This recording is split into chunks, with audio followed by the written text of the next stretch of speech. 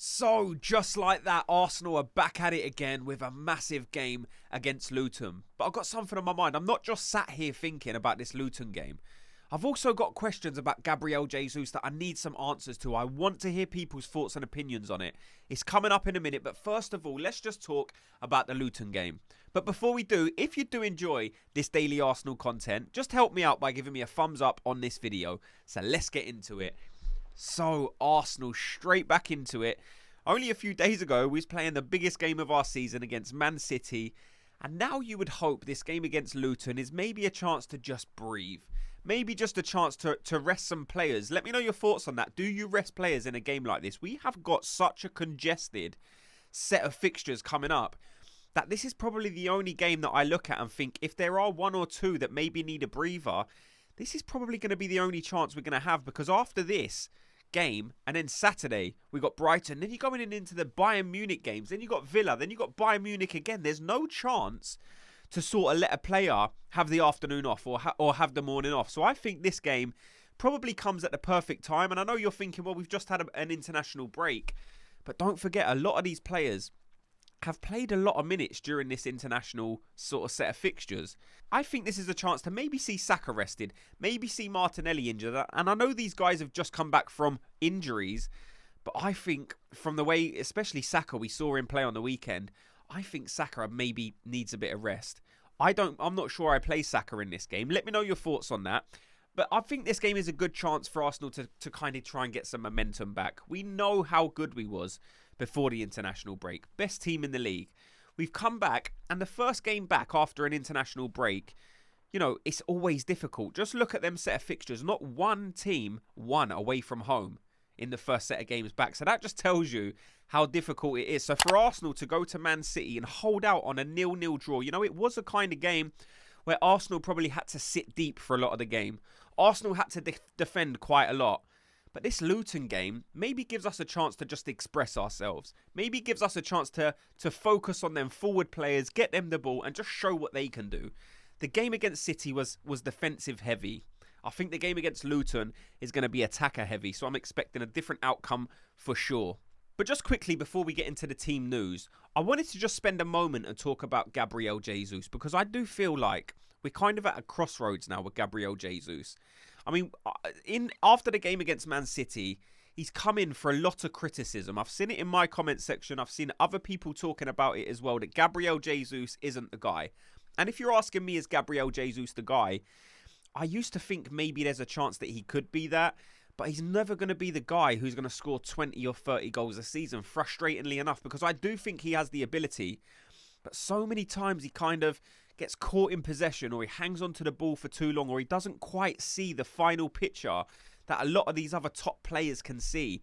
And I think it's a frustration with Gabriel Jesus. But then you're left with a question is, do you get rid of him completely? Let me know, by the way. Do you get rid of Gabriel Jesus completely? Do you sell him and bring some money in? Or do you kind of still use him as a rotation player? Because as a bench option, you can't say Gabriel Jesus is a terrible substitute. You can't say he's a terrible option. He does, like I said, he does still have the ability. Frustrating, yes. Injury prone, yes. So maybe you look at that and you think, is this a guy that Arsenal need? I don't know. Like I said, I kind of was under the impression that if we're going to use Gabriel Jesus to bring on for the last 20 or 30 minutes, maybe not even necessarily just up front, maybe you can stick him on a wing. I think it's a decent option. But if you can bring some money in and maybe invest that money into a better player who can be used out wide, and then maybe in the up front position as well, depending if Arsenal go all out to buy a striker. But I just wanted to hear people's thoughts on that, because Gabriel Jesus, to me, seems like a player who's come in for a lot more criticism after that last game than, say, a Saka or, say, a Havertz. Is it because Gabriel Jesus had the opportunities and he kind of squandered the chances? Or is it just because there's a frustration and it's built up with the fans now, not just the injuries, but maybe their lack of consistency on the pitch? Let me know your thoughts on Gabriel Jesus. And then if we're touching on the team sheet, I think the team that we have to go for is going to be this. David Raya in goal. Now, I'm thinking back to the first time we played Luton away from home. You know, we scored last minute to win the game. Brilliant result. Jubilation after the final whistle. But David Raya was dodgy in that game. Do I think it's going to be the same? No. I mean, David Raya looked a lot more composed in goal of more recent weeks and months. That game against Man City, I don't know if he was asked to play differently because there wasn't much playing out from the back. Maybe that was a tactic, but there was quite a few long balls. And to be honest, not the most accurate long balls in the world. I've seen him be a lot more accurate now. Is that the pressure? Is that the tactic? I don't know. But David Raya for sure has to go and goal in this game. And then I think you go Ben White, Gabriel and Saliba. And then I think you've got a question in that left-back position. I think Kiwior has done brilliantly. But for me in this game, I either go Tomiyasu or maybe even Zinchenko. I don't think you need the defensive ability of Tomiyasu, but if he was to play him in this game, then I would understand. You know, he is just coming back from injury. Maybe you want to get some minutes in his legs. So if we see Tomiyasu in this game, I would totally understand. But in a game where you're probably going to have a lot of possession, I just think Zinchenko in this game could be a helpful addition to not just overload the middle of the park, but he is very technically good. He does have a good pass on him, and maybe he will help that left-hand side, like the left winger, because that is a position that I think players have found themselves isolated in this season since we've started playing Kiwior more in that left-back position. So I would go probably Zinchenko. And then in the number 6 position, I'd probably actually go Thomas Partey. I don't think he looked too bad when he came on in that game against Man City. I actually think he looked pretty good in terms of his passing. Like I've said before, it was crisp. Long ball through to Trossard, who probably should have found Martinelli. But I think he looked good. The only thing I do think he is missing that match sharpness for sure. Like I said, it looked like he was running with a parachute on his back at times. I don't know if he's just lost his pace, but I just think it would be a good idea to get Thomas Partey up to a level to where if you do need to use him, you know, away from home in the Allianz Arena against Bayern Munich, I do think you're going to want your most combative and strongest midfield. And for me, Declan Rice and Partey is a stronger, solid defensive unit than Jorginho and Declan Rice. So for me, I probably play Thomas Partey in this game. Let me know your thoughts if you agree or not, or would you still go with Jorginho? But for me, I play Thomas Partey, Declan Rice, and Odegaard as the midfield three. And then in that left wing position, do you play Martinelli? I don't know. I probably don't risk him for this game. I understand if you start him and maybe take him off at half-time, but for me, I would just carry on what I done last time. Bring him on, give him 30, 35 minutes in the second half. I probably start Trossard, definitely Havertz up front, and then the right wing, it depends, because in my opinion, I think Saka looked tired in that game against City. Is he still carrying something? You know, we know he missed the games for England with an injury, potential injury or precaution. I just feel like Saka needs a rest. I know he's just had a couple of weeks off with the international break, but to me, Saka maybe just looked like he lacked that burst of acceleration that we've known Saka to have all season.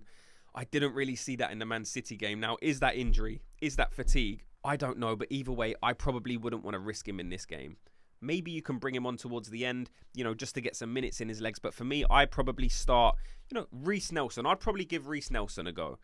I don't think Jesus is the best player on the right wing in the world. Now, I think he can do a job there, but I think it's about time that we gave Reiss Nelson a go. And there's no better game than to give Reiss Nelson a chance than in a game against Luton. And ultimately, if you're going to end up selling Reiss Nelson in the summer anyway, there's no better team to give him an audition against than Luton at home. Probably one of the more comfortable fixtures of the season, you imagine. Now, Luton can be a tricky team. We've seen it in the first leg of this fixture.